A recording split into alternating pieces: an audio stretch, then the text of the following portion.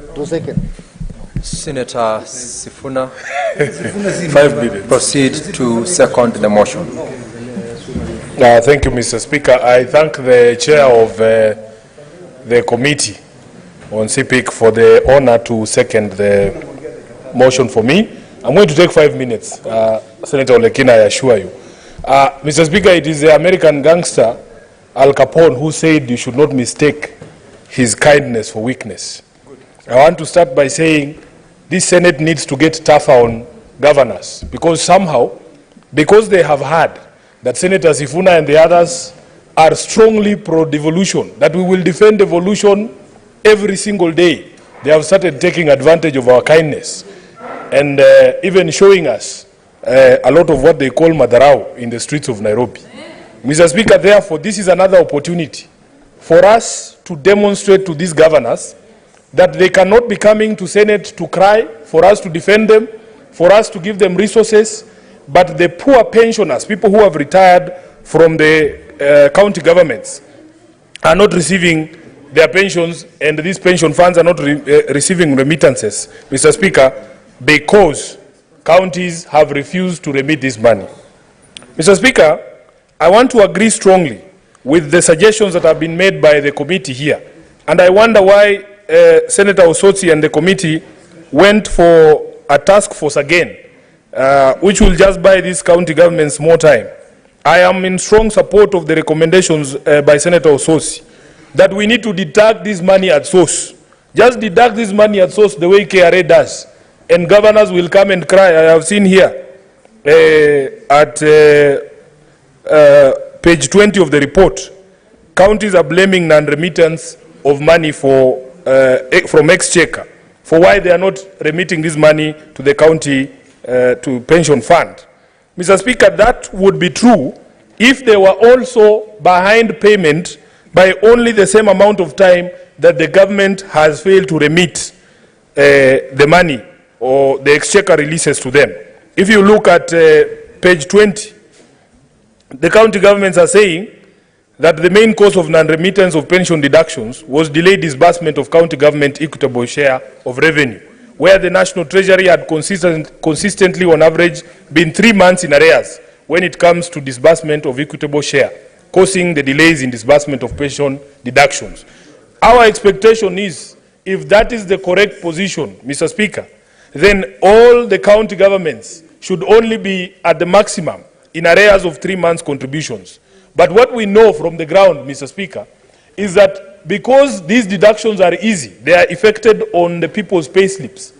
What the county government is doing is using and diverting these resources for payment of other pending bills within the county governments. I am a strong proponent, Mr. Speaker, of the Senate either doing what has been recommended here, of making sure that you utilize KRA to retain these monies at source, or, Mr. Speaker, the Senate should ring-fence monies for payment of these statutory deductions at source in this house, on this floor, so that these county governments do not continue giving these pensioners stories that don't make sense. Mr. Speaker, therefore, if you look at the breakdown of the debt at page 13 of that report, you will see, Mr. Speaker, that in fact, the amount of debt that was accumulated prior to devolution pales in comparison with what has been accumulated over the years, especially the penalties that have been imposed for those non-remittances. And as Senator Osotsi has said, Mr. Speaker, Nairobi has now become notorious and infamous. If there is any money that is owed by county governments, Nairobi always takes the bulk of the share. Mr. Speaker, if you talk about pending bills, Nairobi is leading in pending bills, almost 100 billion shillings unpaid to suppliers. The other day when we were discussing the report by the Energy Committee, Kenya Power and Lighting is owed 3.5 billion shillings by all counties, and out of that, 2.17 is Nairobi County alone. Now again, Nairobi is featuring as the #1 county here out of the 80 billion that is owed to the pension funds by the county governments. Nairobi takes the share of almost half at 39 billion shillings. Mr. Speaker, when you speak to the counties, you will see in the report, they are also saying, that their own source revenues are low. Nairobi collects almost 20 billion in on-source revenue. Our total budget this year, Mr. Speaker, is over 40 billion shillings, in addition to the 20 billion that comes from the division of the equitable share. So, Mr. Speaker, for me, I want to say that this House must take very, very strong positions on these issues, because we are fighting for people who retired from these county governments years ago. People have passed on, their families are camping at the offices of the CPF, at the offices of Lab Trust and Lab Fund, looking for payment of pension that should have essentially been paid for by now.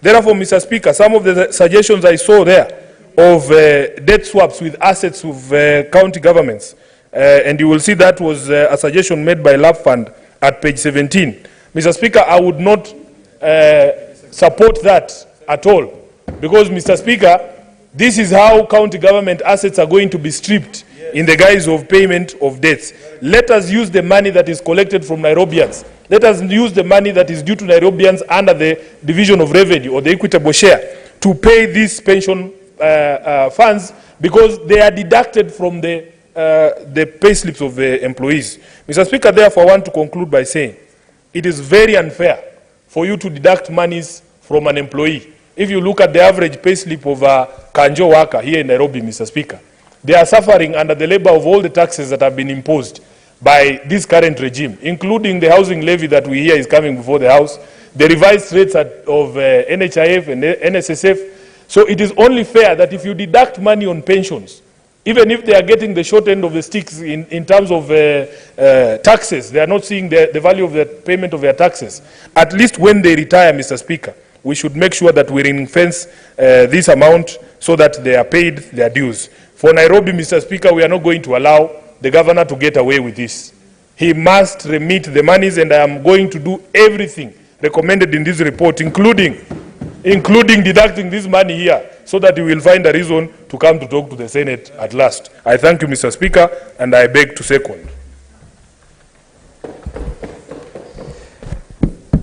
Honorable Senators, I now propose the question that the Senate adopts the report of the Select Committee on County Public Investments and Special Funds on non-remittance of pension deductions to the pension schemes by county government entities laid on the table of the Senate today, Wednesday, 14th February 2024. Senator Olekina Ledama, what's your point of order? Mr. Speaker, because of the interest in this matter, and also because we only have like 13 minutes, I'd like to propose that we limit debate to 5 minutes. Or 3 minutes. It's okay. Let's agree, members. Do we limit the debate to 3 minutes or 5 minutes? 5 minutes. 5.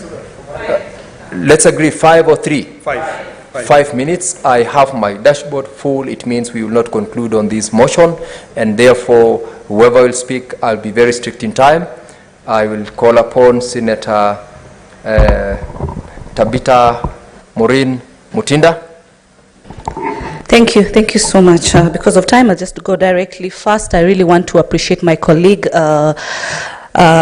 from the committee of CPIC, which is a new committee, Mr. Speaker. We are very happy, led by our Honorable Chair, Senator Ososi, for ensuring that we table this report. Speaker, as you can even see in the House, members of CPIC are here. This is a matter, Mr. Speaker, that has really affected our people, our employees in the different counties, Mr. Speaker. CPIC is a new committee, and this is a matter that each and every member of CPIC has been very passionate, which also extends to the other